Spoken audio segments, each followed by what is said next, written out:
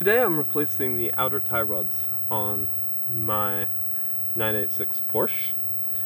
There's a couple of ways that you might realize that you need to do this.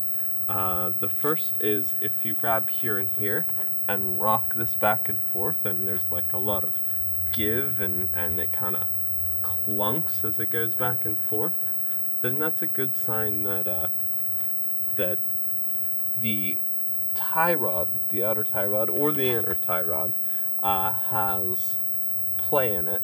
It's worn and it's giving. The tie rods, of course, steer the front wheels, so they should be firm and in place and kind of resisting. There shouldn't be any kind of clunking play in there. I don't have that problem. Mine are not that bad, but the other way that you can tell is just by visually inspecting them. So I'm going to get the wheel off and you can see that.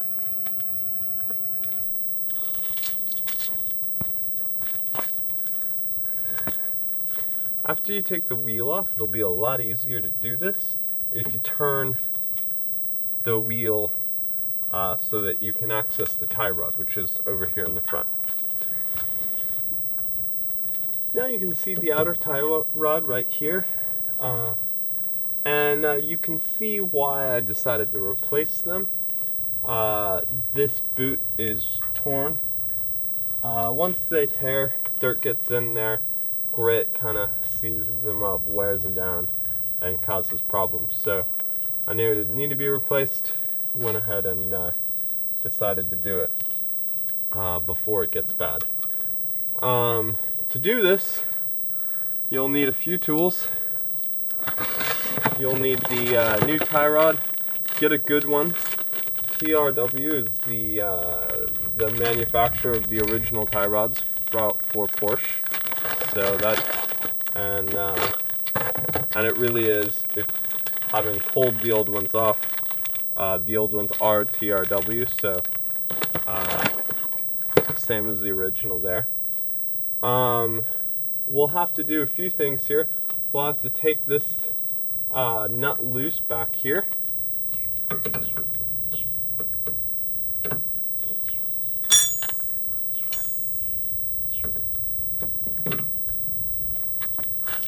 gonna start by doing that. So just put a wrench on there. There we go.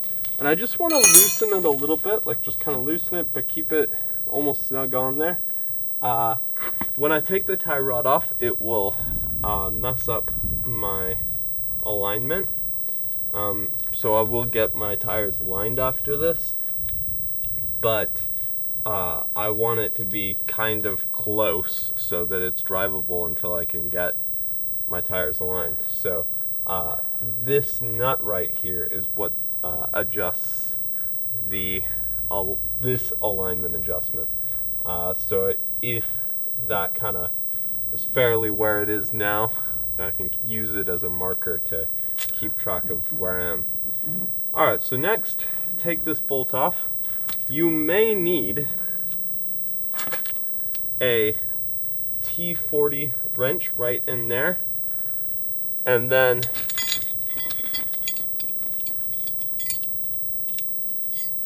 hold that in there like that, because as you try and take this wrench off, this is a ball joint. You can just end up turning the whole ball joint without actually loosening that. I'm gonna try and just take it off with the socket. If it starts just spinning, then I'll use the T40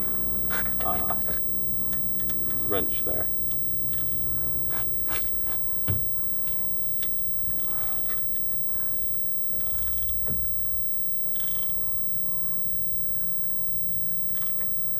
Yeah, I think that's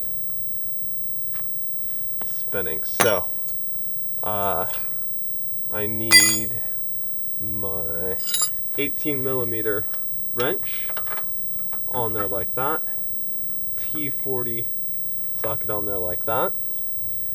Something to note, the newer TWR tie rod ends use a hex wrench, an Allen wrench type arrangement, size 5. So it might be that and not the T40 wrench I've got on it here. So you see, this holds it in place from spinning while I take the bolt off. Now, you've got to get this like compression joint out, drive it out. Might want to put a little penetrating oil, WD-40 or some similar thing on here. Now you can use a ball joint separator, and that is really the best way to do this. I don't have one handy though, and I think this will come out pretty easily, so I'm gonna just lightly tap it out, and that should be fine. I mean, this part of the suspension is designed to hit potholes going 70. Of course, I don't want to get too crazy with this. If it turns out that it's not coming out easy, I'll get a ball joint separator on here and just pull it apart.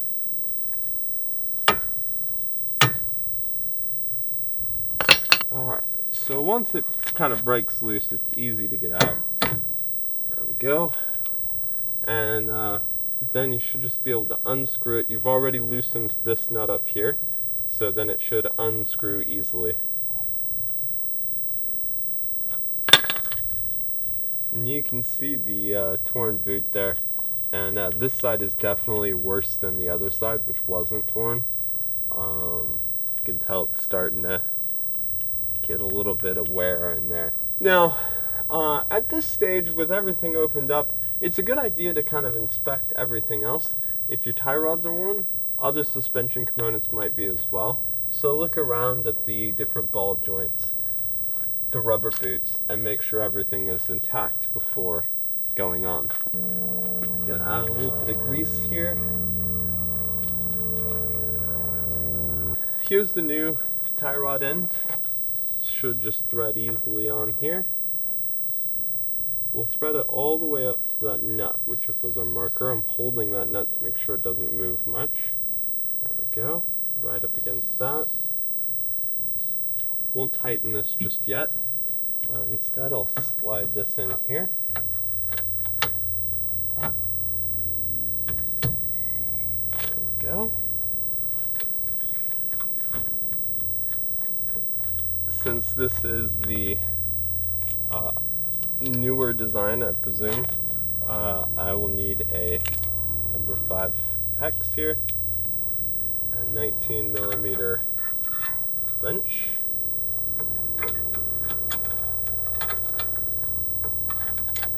just tighten that down here like so. Once again, I find once it's snug, you don't really need to hold it, which is good, because it would be very hard to use torque wrench on it otherwise. I should note one of the other slight differences between this tie rod and the original one, even though they're both made by TRW, is that this one, the new one, requires a 19mm socket, whereas the old one was 18. Just carefully tighten this down to 75 Newton meters. Once that's done, I'm gonna go ahead and tighten this. This nut does not need to be super tight, just gotta hold it in place there. Alright, that should do it. Turn the wheel back, put the tire on, and we're done.